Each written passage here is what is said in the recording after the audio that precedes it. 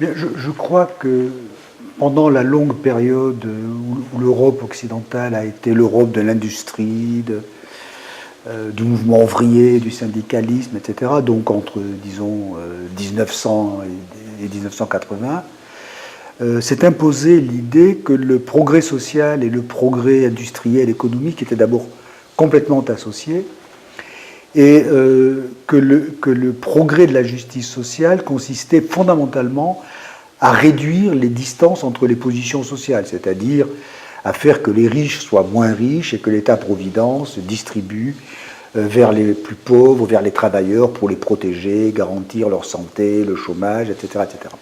C'est un modèle qui était au fond assez largement partagé et qui s'est incarné par l'État-providence, les lois sociales, et qui a été d'ailleurs extrêmement efficace, puisque entre 1910 et 1980, l'amplitude des inégalités en Europe a diminué par 2, ce qui est quand même beaucoup.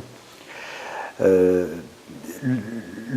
problème de ce modèle, c'est qu'il fonctionnait quand il était enchâssé dans des sociétés nationales, avec leur bourgeoisie nationale, leurs syndicats et leur classe ouvrière nationale, et qu'avec la mondialisation, tout ça a été mis en concurrence avec le reste du monde, tout ça affaibli, et il s'est imposé progressivement un autre modèle de justice sociale, qui est l'égalité des chances. Au fond, c'est tout à fait autre chose. Il consiste à dire, la justice sociale, c'est de donner à chacun la possibilité d'atteindre toutes les positions sociales en fonction de son mérite. Autrement dit, l'idéal n'est pas de réduire les inégalités entre les positions, mais de faire que l'accès aux positions soit élargi. Les femmes peuvent avoir les emplois des hommes, les enfants de travailleurs peuvent devenir cadres, etc. Donc c'est un changement de modèle, et je crois que ce modèle, aujourd'hui, révèle quand même beaucoup de ses difficultés. Alors l'ancien est mort, d'une certaine façon, mais le nouveau n'est pas forcément formidable, parce que d'une part, il est très très difficile à réaliser. Par exemple, on a développé considérablement les systèmes scolaires et on a mis des sommes formidables dans l'éducation. Ça a fait des progrès de l'éducation, mais pas tellement de progrès de l'égalité à l'école. Donc c'est très difficile de neutraliser les inégalités initiales. La seconde difficulté, je crois, c'est que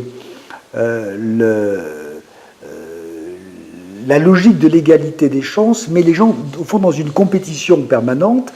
Alors si pour les vainqueurs de cette compétition, c'est formidable parce qu'ils sont légitimes, pour les vaincus, c'est un peu désastreux parce qu'ils sont responsables de leurs échecs. Et on voit se développer dans l'opinion publique européenne aujourd'hui, c'est quand même très frappant, des mouvements d'hostilité à l'égard des pauvres, des assistés, des cas sociaux, des étrangers, des immigrés.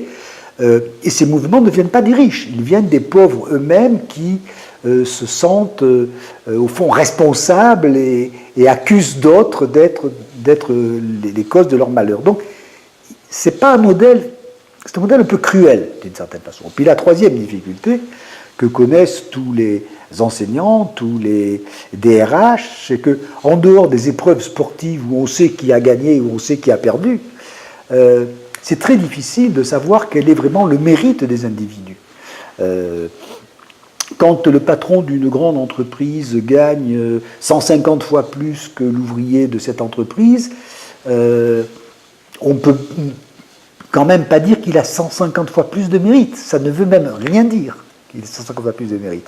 Donc, c'est un modèle aujourd'hui qu'il faut quand même un peu interroger, parce que je crois qu'il démontre beaucoup de ses faiblesses. D'une part, il est difficile à réaliser, et d'autre part, il rend les relations sociales extrêmement agressives, extrêmement hargneuses quelquefois, et peut-être pourrions-nous nous rappeler que les sociétés égalitaires, plus égalitaires, il n'y a pas de société égalitaire, mais les sociétés plus égalitaires étaient aussi des sociétés plus apaisées, moins brutales, dans lesquelles les niveaux de criminalité étaient beaucoup plus faibles, et peut-être pourrions-nous retrouver quand même certaines des vertus de l'égalité, pas simplement de l'égalité des chances.